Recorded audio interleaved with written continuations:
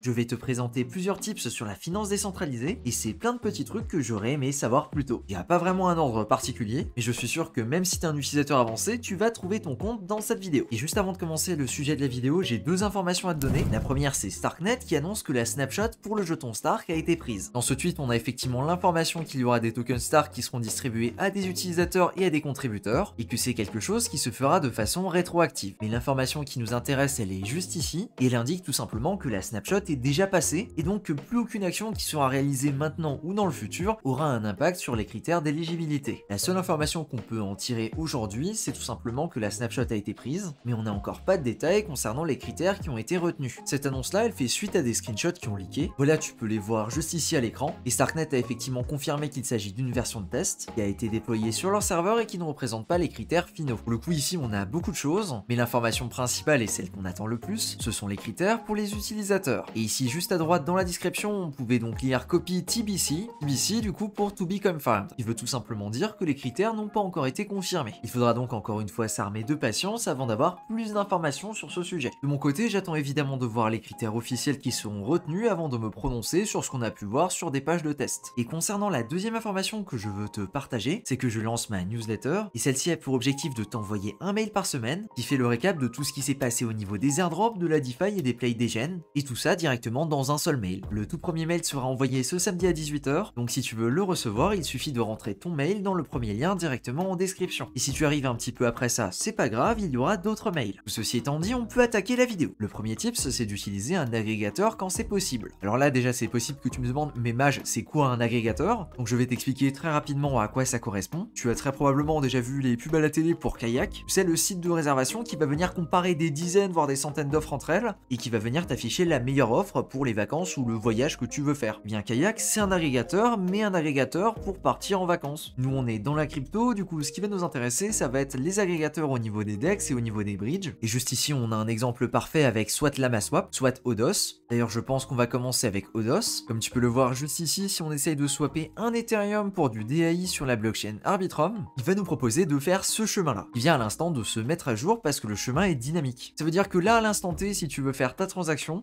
et donc on veut swapper de l'Ethereum pour du DAI, le chemin qui va nous recommander comme étant le plus optimisé à l'instant, eh bien il est affiché à droite et il va bouger de façon dynamique. Donc là maintenant à l'instant, c'est la quote qu'on va avoir, et on va donc faire la comparaison en direct par rapport à Uniswap, et donc sur Odos, on va avoir 2104 DAI pour un Ethereum, alors que sur Uniswap, on va seulement en obtenir 2100. Alors tu vas me dire que c'est une différence qui est loin d'être énorme et t'as totalement raison, mais considère cette différence-là sur le nombre de swaps que tu vas réaliser sur une longue période, et je te garantis que ça peut commencer à être très intéressant. Dans la catégorie des agrégateurs, on va donc avoir Odos, qui est disponible sur un paquet de blockchains, notamment ZK-Sync, ce qui est très pratique. On va également avoir LamaSwap juste ici qui permet de faire la même chose, donc TAC par exemple en USDC. La seule différence, c'est qu'ici avec LamaSwap, il va venir comparer entre eux les différents agrégateurs. Et donc là, il va nous dire que dans notre cas de figure, le meilleur à utiliser là maintenant tout de suite, ça va être Hashflow. Et oui, ça prend également en compte les frais de gaz qui sont affichés juste ici. Et si tu es sur une autre blockchain comme par exemple Solana, tu vas plutôt te diriger vers Jupiter qui va avoir la même fonction. Et sinon, si tu cherches un agrégateur sur Starknet, tu retrouveras par exemple Avenue. Et à noter que DeFi LamaSwap, Avenue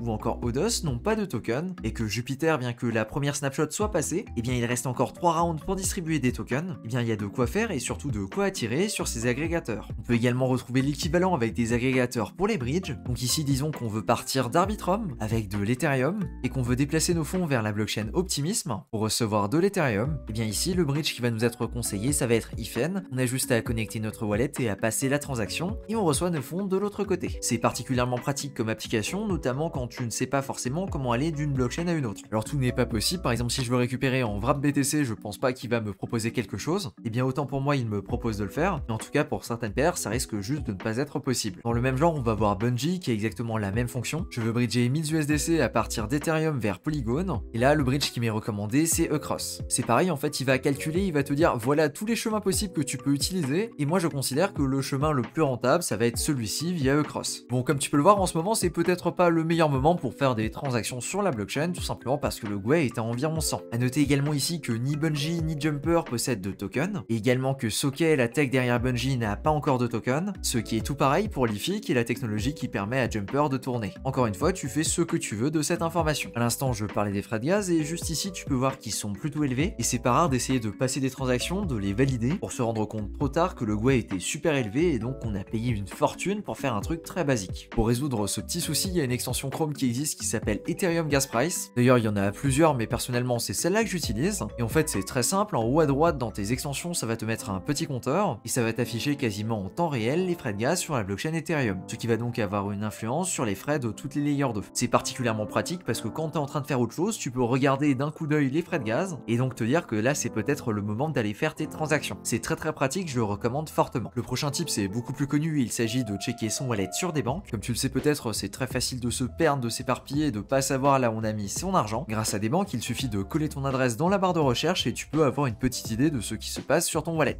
Et ça affiche même tes positions sur différents projets, comme ici par exemple sur Maverick ou sur Stargate. C'est donc extrêmement pratique, notamment si tu cherches à savoir où sont tes fonds sur certaines blockchains. Par exemple ici, je veux savoir ce que j'ai sur la Binance Smart Chain. J'ai juste à cliquer et là je peux voir juste en dessous que j'ai tout en BNB. Plus il y a de positions diverses et variées sur ton wallet, plus c'est quelque chose qui devient intéressant. Alors évidemment, il n'y a pas que des banques qui proposent ce genre de service, mais par contre j'ai bien l'impression que c'est eux qui couvrent le plus de projets possibles. On a également l'équivalent qui existe pour les blockchains Solana, Sei, Aptos ou encore Sui, et ça se passe sur un site qui s'appelle SonarWatch. Alors là je suis en train de regarder le portefeuille par défaut, et juste ici on peut voir toutes les positions de ce portefeuille. C'est donc typiquement le genre d'outil super pratique pour quelqu'un qui va venir farmer. Ensuite il y a Layer 3 que je suis obligé de mentionner à chaque fois tellement il est pratique ce site. C'est un site de quête, mais un site de quête que tu vas apprécier, parce que déjà tu peux faire les quêtes que tu veux et donc t'as absolument jamais l'obligation de faire quoi que ce soit, mais ensuite parce qu'en général il y a énormément d'alpha sur Layer 3. Très souvent on va te proposer d'interagir avec certains protocoles, et ça m'est déjà arrivé plusieurs fois d'être récompensé par un airdrop auquel je ne pensais absolument pas être éligible, mais juste parce que j'avais fait quelques quêtes Layer 3 en rapport avec celui-ci. Alors évidemment ici on parle pas d'airdrop totalement énorme, mais par exemple tu pouvais largement retrouver différentes quêtes qui étaient disponibles sur Arbitrum avant l'airdrop d'Arbitrum, et donc tu aurais pu être éligible à Arbitrum si tu les avais faites. On passe au prochain tip, et cette fois-ci c'est d'utiliser une extension supplémentaire. Il s'agit ici par exemple d'un Pocket Universe, d'un Rabi ou alors d'un Fire, et l'objectif de ces extensions c'est tout simplement d'analyser les transactions qui partent de ton wallet. C'est-à-dire qu'avant même que tu valides ta transaction, tu vas avoir un aperçu de ce qui va se passer, et ça te permet donc d'éviter de valider des transactions que tu ne comprends pas, et qui dans certains cas peuvent mettre en danger les tokens qui sont sur ton wallet.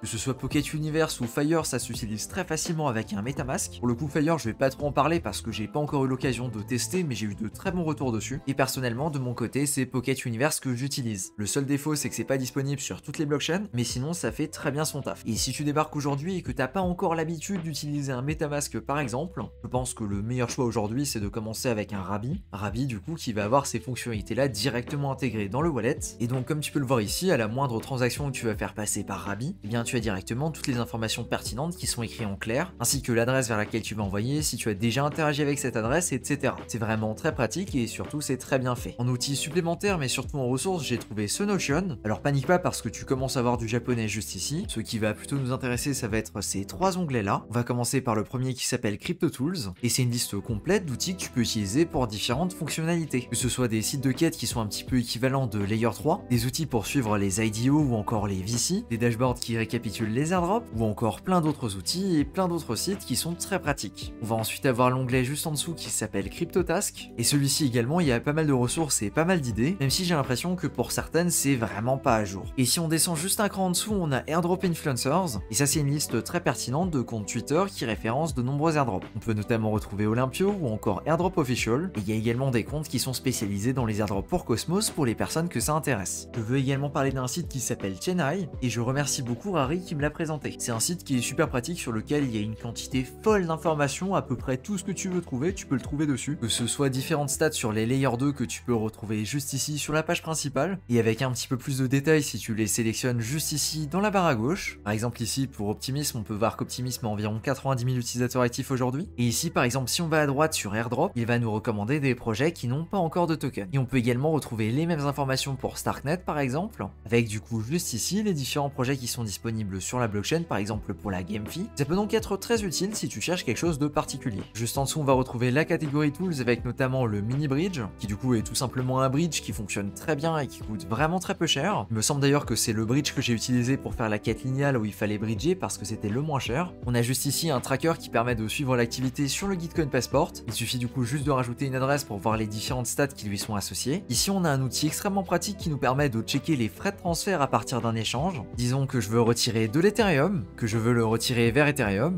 J'ai donc juste à regarder ici dans la catégorie Withdraw et à regarder celui qui propose le moins de frais. Ici ce serait Gate.io. Donc si tu as des comptes sur plusieurs échanges, ça peut être intéressant d'essayer d'optimiser optimisé à ce niveau-là. On peut également retrouver juste en dessous une page qui s'appelle Ethereum Stacking et qui du coup propose différentes solutions pour stacker son Ethereum, ou encore un checker d'activité pour les airdrops qui est disponible juste ici. Je pense que tu l'as compris, c'est une suite d'outils qui est vraiment très pratique. Encore merci à Rari de me l'avoir partagé. Et voilà, on a fait le tour de mes tips préférés sur la DeFi. N'oublie pas que tu peux t'inscrire à ma newsletter si tu veux être à jour sur tout ce qui est DeFi en permanence. Et sur ce, je te dis à plus pour une prochaine vidéo. Ciao!